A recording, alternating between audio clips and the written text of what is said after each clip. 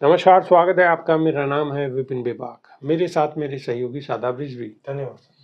दिल्ली में अवैध होल्डिंग्स लगाने पर कोर्ट ने एफआईआर दर्ज करने के आदेश दिए हैं।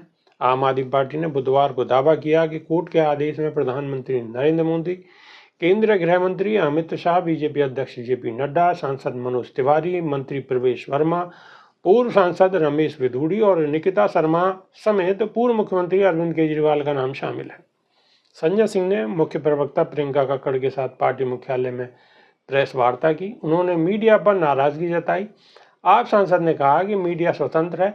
आम आदमी पार्टी को टारगेट कर खबर चलाना दुर्भाग्यपूर्ण है। संजय सिंह ने कहा कि मंगलवार को टीवी चैनलों पर खबर चली कि अरविंद केजरीवाल के खिलाफ एफआईआर होगी।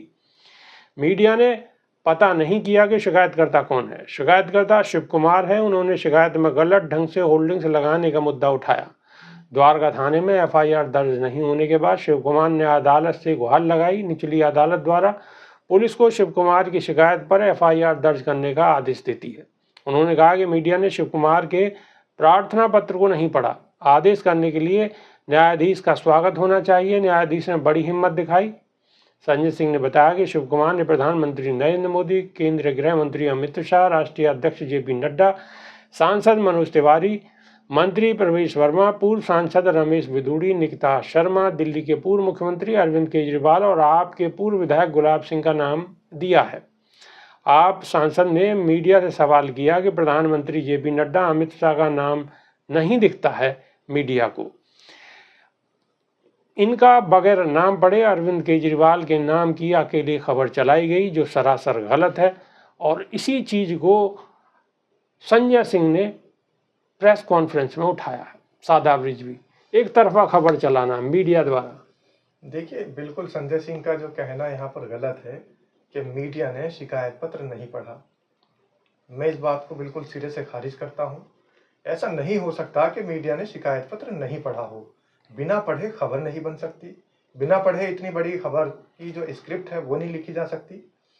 तो यहाँ पर संजय सिंह इस बात को गलत कह रहे हैं और झूठ बोल रहे हैं कि शिकायत पत्र मीडिया ने नहीं पढ़ा। बल्कि उनको ये कहना चाहिए शिकायत पत्र मीडिया ने पढ़ा है। पढ़ने के बावजूद वो नरेंद्र मोदी, अमित शाह और जेपी नड्डा का नाम नहीं छापते हैं। क्यों? सारी दुनिया जानती है, सारा देश जानता है क्यों नहीं छापते हैं। तो इसलिए ये कहना बेमानी होगी कि शिकायत पत्र नहीं पढ़ा। शिकायत पत्र आते हैं, बहुत सारी ऐसी खबरें आती हैं, बहुत सारे घोटाले की खबरें भी मीडिया को होती है। मीडिया को ये भी पता है इस देश के अंदर कितने लोग बेरोजगार हैं। मीडिया को ये भी पता है कि इस देश के अंदर 2014 के बाद से अब तक कितने पेपर लीक के मामले सामने आ रहे हैं। मीडिया को ये भी पता है कि पार्टी ने, सरकार ने जो वादे किए थे रोजगार देने के, वो कितने दे पाई है। मीडिया को यह भी पता है कि कितने ऐसे पद हैं जो कि ओबीसी के लिए आरक्षित हैं, जो कि अल्पसंख्यक के लिए आरक्षित हैं, एससी एसटी के लिए आरक्षित हैं, वो रिक्त पड़े हुए हैं। मीडिया को यह भी पता है कि 80 करोड़ लोगों को जो राशन देने की बात की जा रही है वो किस तरीके का राशन पहुंचाया जा रहा है। या फिर 80 करोड़ लोगों को अगर इस देश के अंदर राशन मिल रहा है तो मीडिया ये भी जानती है कि 125 करोड़ 135 करोड़ लोगों के देश में 80 करोड़ लोगों को अगर राशन की जरूरत है तो फिर गरीबी का जो ग्राफ होगा वो कितना ज्यादा होगा हमारे देश के अंदर। मीडिया को यह भी पता है कि ये जो धांधलियां चल रही है, सरकार इनके अंदर जो अंबानी है, अडानी है, उनका बचाव कर रही है। मीडिया को यह भी पता है कि दूसरे देशों में मुकदमे हो रहे हैं, दूसरे देश की मीडिया सवाल उठा रही है, हमारे प्रधानमंत्री से सवाल पूछ रही है। लेकिन हमारे देश की मीडिया सब कुछ जानते हुए भी, सब कुछ पता होते हुए भी अगर कहीं ना कहीं नरेंद्र मोदी को, अमित शाह को और जेपी नड्डा को बचाने की कोशिश कर रही है तो इसमें कुछ भी नया नहीं है। और इसमें यह नहीं कहा जा सकता कि मीडिया ने शिकायत पत्र नहीं पढ़ा। मीडिया ने शिकायत पत्र पढ़ने के बाद उन्हें जहां मुनासिब उन्होंने समझा, उन्हें सबसे जो सही टारगेट लगा वो अरविंद केजरीवाल लगा, क्योंकि वहां पर कोई दिक्कत नहीं है। अमित शाह केंद्रीय गृह मंत्री हैं, प्रधानमंत्री तो प्रधानमंत्री हैं ही। अगर उनके बारे में चर्चा करते तो कहीं ना कहीं उनके लिए दिक्कत पैदा हो सकती है। सरकारी और गैर सरकारी जो फंड आते हैं बेबाक जी, सही मायने में पॉइंट ये है कि कई तरीके से प्रत्यक्ष रूप से सरकार जो भी ये यहाँ के न्यूज चैनल हैं, यहाँ की जो मीडिया है उसको देती है।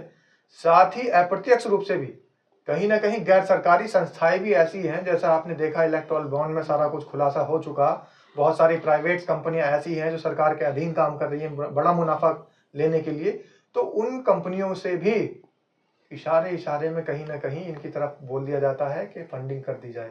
तो फंडिंग सरकारी और सरकारी दोनों आ रही है। सादा ब्रिज भी उसमें सबके नाम है और अरविंद केजरीवाल का ही नाम मीडिया ने उछाला, तो इसका मतलब ये है सीधा सीधा कि सॉफ्ट टारगेट अरविंद केजरीवाल थे। इसमें जो सॉफ्ट टारगेट था वो अरविंद केजरीवाल का नाम। गाना सुना होगा, नाच मेरी बुलबुल तुझे पैसा मिलेगा, कहाँ कदरदान तुम्हें ऐसा मिलेगा। तो जो कदरदान होगा उसी पर बुलबुल के ठुमके लगेंगे। अब अरविंद केजरीवाल को भी कदरदान बन जाना चाहिए, कांग्रेस को भी कदरदान बन जाना चाहिए और पार्टियों को भी कदरदान बन जाना चाहिए। लेकिन कदरदान इसलिए नहीं बनती मीडिया के ऊपर क्योंकि देश के अंदर अभी संविधान बाकी है, देश के अंदर जनता का हित अभी समाहित है। सब कुछ अंधेर नगरी चौपट राजा अभी नहीं हुआ है।